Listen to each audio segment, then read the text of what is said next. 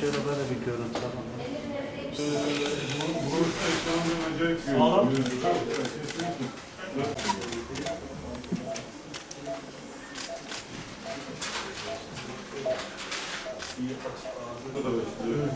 O yüzden Elislere de dokunabiliriz.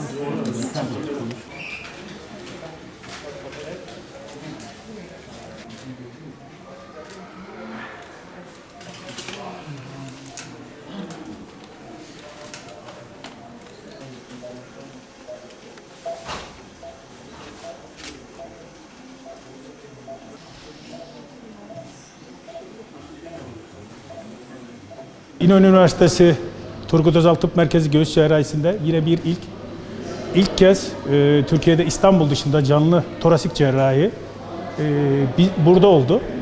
Sonuçta göğüs cerrahisi endoskopik özellikle kanser ve diğer endoskopik cerrahilerde, torasik cerrahilerde burada referans bir merkez haline geldi. Bölgemizde referans etkin bir şekilde sıklıkla yapılıyor. Deneyimimiz çok iyi. Bu konuda kendimize ekip olarak güveniyoruz. Tabii bu tek başına olacak bir iş değil, bir ekip işi. Ekibi düşündüğümüz zaman büyük bir ekip işi. Bu konuda maddi manen desteklerini esirgemeyen, her türlü bilimselliğe açık rektörümüz Sayın Profesör Doktor Ahmet Kızılay'a çok teşekkür ediyorum. Gerçekten her zaman bizim arkamızda ve bu tür yeniliklere her zaman destek verdi. Bunun dışında hastane yönetimimiz, idaremiz, teknik birimlerimiz gerçekten bu canlı yayının oluşmasında, eksiksiz yerine getirilmesinde gerçekten bilgi işlem, teknik servis müdürlüğü, hastane başhekimlik ve idarecilerimiz, hastane müdürlerimize çok teşekkür ediyorum. Bu olgumuz bronşektezi dediğimiz 44 yaşında erkek hasta, çocukluktan beri tekrarlayan enfeksiyonlar, öksürük, balgam ve ağızdan kan gelmesi. Ağızdan kan gelmesi, kan tükürme dediğimiz olay hayati tehlike arz eder.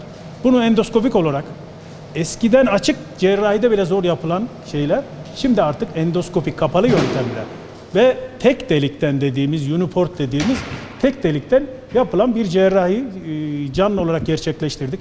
Tabii bu canlı cerrahinin gerçekleşmesinde başta Yedikule Göğüs Hastalıkları ve Göğüs Cerrahisi Hastanesi'nden gelen Profesör Doktor Muzaffer Metin hocamız ve Doçent Doktor Celal Buğra Sezen hocamıza çok teşekkür ediyorum. 100 katılımcıyla sınırlıydı. Maalesef Türkiye'deki internet altyapısı nedeniyle maksimum 100 katılımcı vardı. 100 katılımcı yurt içi ve yurt dışından bunu canlı olarak izlediler. Bu ameliyatı sıklıkla yapıyoruz biz. 2000 tane kapalı ameliyat yaptık biz. Bu ameliyatlardan 500'ün üzerinde yaptık. Dolayısıyla ilk canlısı ilk defa yapılıyor. Yoksa bu ameliyatı yapıyoruz biz yani. Rahmetli Özal'ın burayı kurdururken biz tıp fakültesinde öğrenciydik. Bu Türkiye'nin gurur kaynağı olan bir üniversite, gurur kaynağı olan bir hastane. Genel cerrahi ve transplantasyonda Türkiye'nin bir numarası burası. Veyahut da işte ilk üçtedir diyeyim. Şimdi bir numara deyip de diğer hastaneleri de kötülemeyeyim. Türkiye tıpta Avrupa'da gerçekten çok ileri düzeyde. İngiltere olsun, Almanya olsun, yani bizim tek rakibimiz Çin'le Amerika. Bunu açık yüreklilikle söylüyorum. Biz Yedikule ekibi olarak göğüs cerrahisi, yani akciğer kanser cerrahisi ön planda olmak üzere akciğer cerrahisiyle ilgileniyoruz. Bize de yurt dışından, yurt içinden, her bölgeden hastalar geliyor ama Malatya'dan gelmiyor. Çünkü Malatya'da gerçekten çok sağlam bir ekip var.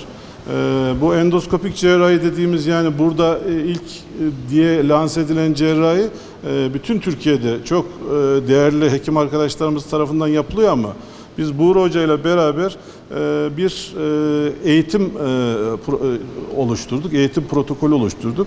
Önce İstanbul'da her ay yapmaya karar verdik, Yedikule dışında. Yani sonra dedik ki Anadolu'ya açılalım. Anadolu'daki arkadaşlarımızı da nasıl yapıyorlar herkes görsün. İlk Hakkı Hoca ile başladık. Buraya geldik. Sağ olsun o da bizi misafir etti. Çok güzel bir vaka yaptı. Gerçekten zor bir vakaydı. Ama sabırla gayet güzel, çok şahane bir ameliyat oldu. Yüzle sınırlı diyor ama biz sonradan bir de Zoom açtık. Daha fazla katılımcı da olabilir. Amerika'da, Almanya'da, Mısır'da ve Dubai'de bizi izleyen, bir de Porto Rico'da sanırım izleyen Buğra Bey'in yazıştığı, konuştuğu göğüs cerrahları arkadaşlar var. Arada bize de observer olarak geliyorlar Yedikule Hastanesi'ne. Ben bu son söz olarak sizlere çok teşekkür ediyoruz. Bizim buradaki Muzaffer Hoca ile başlatmamızın bu platformun tek amacı aslında Türkiye cerrahi konusunda çok deneyimli bir ülke. Ama bunu standardın üzerine çıkarmanın tek yolu bu konuda en deneyimli hocalardan eğitim almaktan geçiyor. Ve ne yazık ki ülkenin koşulları gereği hekimler arkadaşlar her ülkeye, her yere gitme şansı yok. Hakkı hocamız aslında bu konuda en deneyimli hocalar grubunda. Kendisi dediği gibi 500'ün üzerinde vakası var sadece uniportal cerrahide ki bu çok ciddi bir rakam.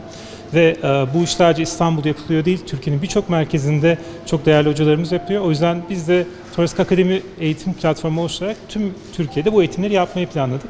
Hakkı hocamıza çok teşekkür ediyorum. Gerçekten zor bir vakit, çok güzel, çok eğitimci bir şekilde tamamladı.